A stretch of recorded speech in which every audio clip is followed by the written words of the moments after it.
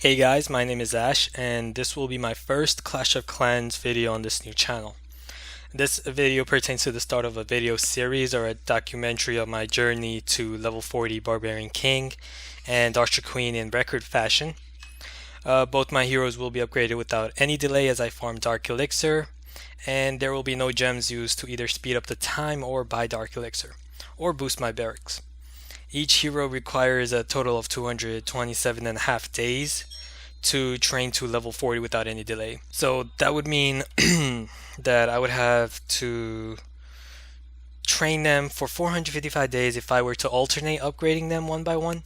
But my mission is to upgrade them both to level 40 as soon as possible without any delay. So that should take me the least amount of time necessary to achieve this amazing feat. And as I've calculated, I should be able to achieve this feat of getting both my heroes to level 40 by around May or June next year.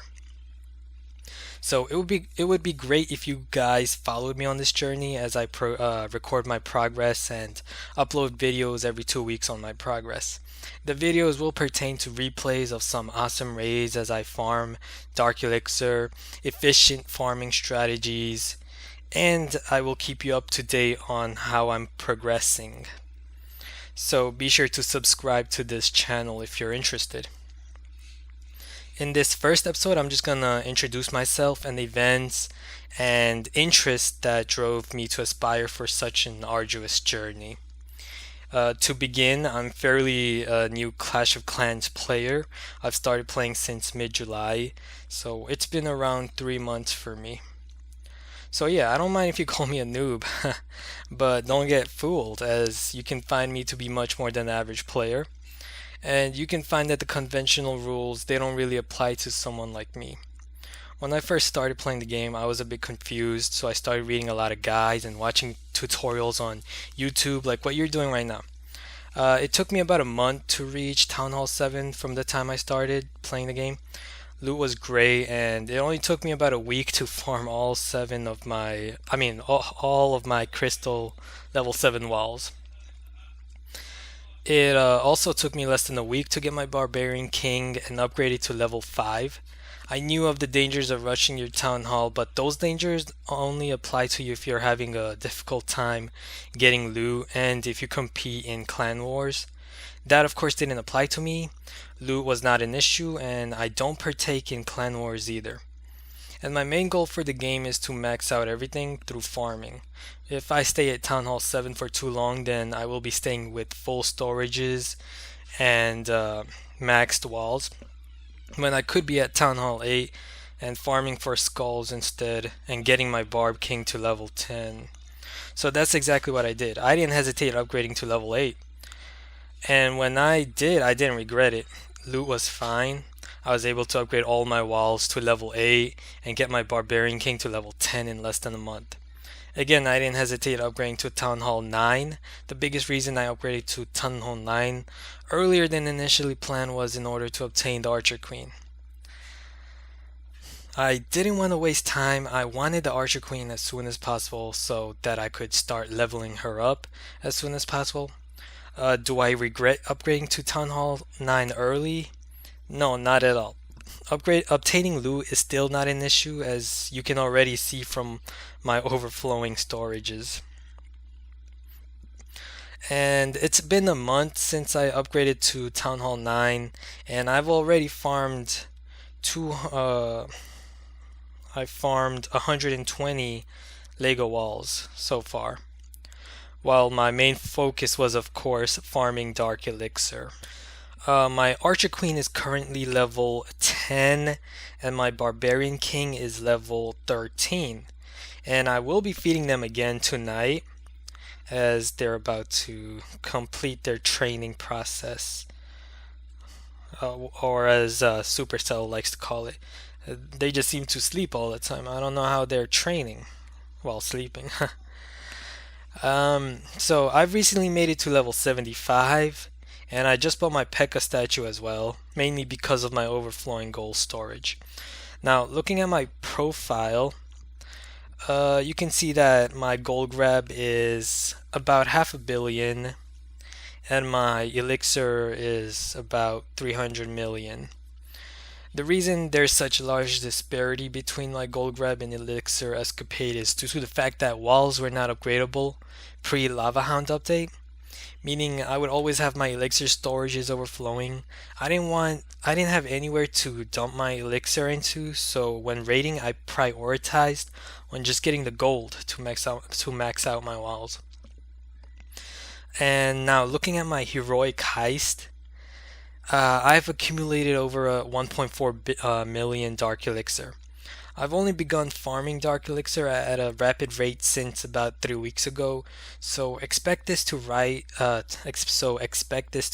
at a fast rate for every episode.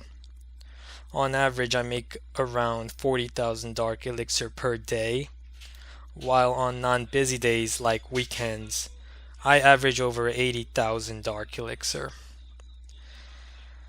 And I've just spent 30,000 Dark Elixir last night upgrading my minion to level 4. Well, I've just started the upgrade.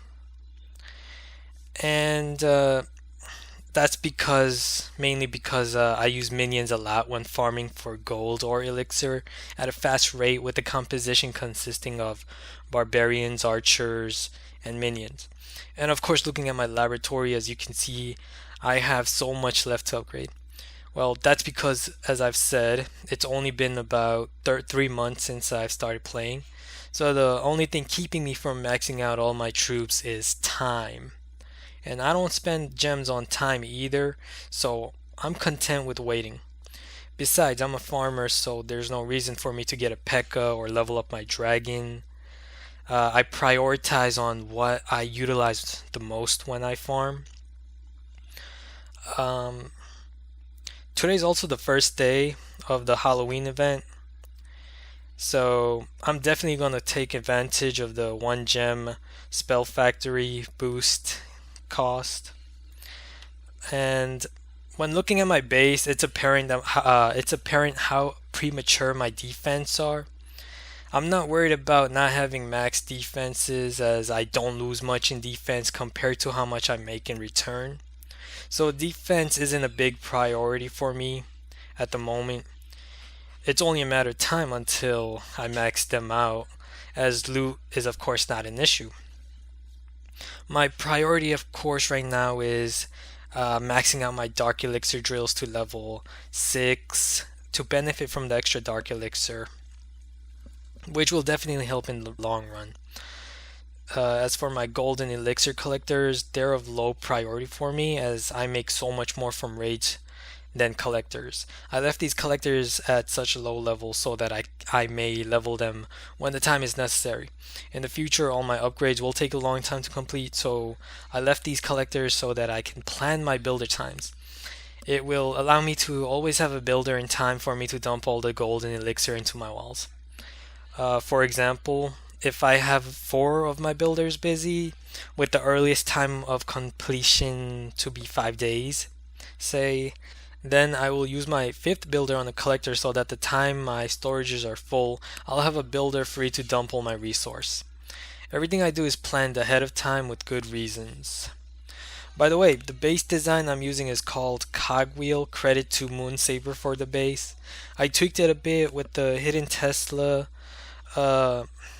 centralized around the Dark Elixir for extra protection, as I've spotted a glaring weakness in the center of the base. This doesn't hurt the ring much, as balloons will still prioritize the defenses closer on the outer edges. I've replaced the X-bow in the middle with the Archer Tower so that it doesn't act as a liability at the center.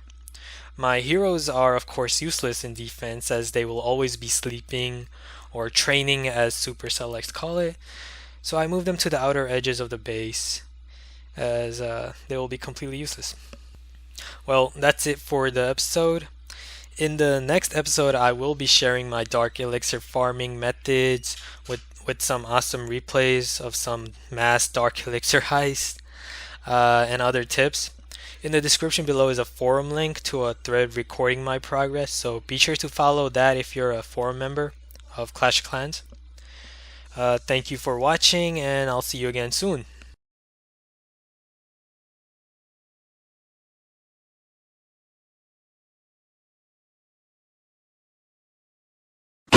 Destroy.